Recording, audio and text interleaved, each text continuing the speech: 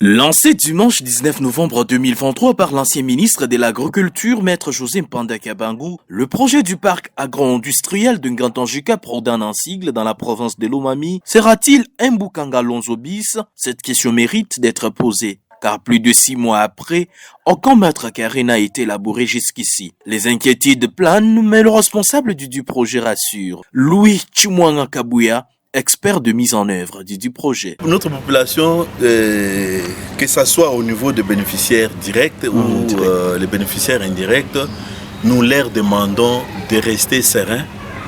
Nous sommes en pleine mise en œuvre de Prodan. Le parc agro-industriel sera bel et bien fonctionnel. Qu'est-ce qui bloque alors le début des travaux effectifs de ces projets majestueux? La mise en œuvre du Prodan, ce n'est pas en une année. Nous sommes là pour la mise en œuvre et il y a déjà l'échelonnement des activités qui s'étalent sur 5 ans. Nous avons commencé bien entendu avec un retard pour les débuts des travaux d'installation de Prodan. Au niveau de Ngantanjika sur place, il y a beaucoup d'activités qui sont en train de se dérouler. Par ailleurs, ingénieur Louis Chimwanga Kabuya révèle qu'à ces jours, tous les bureaux du Prodan, tant à Kinshasa qu'en Ngantanjika, sont fonctionnels.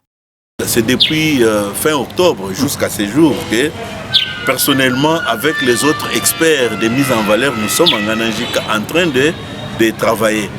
Il y a des missions qui sont passées sur terrain plusieurs fois pour l'actualisation de certaines études pour le début effectif des travaux.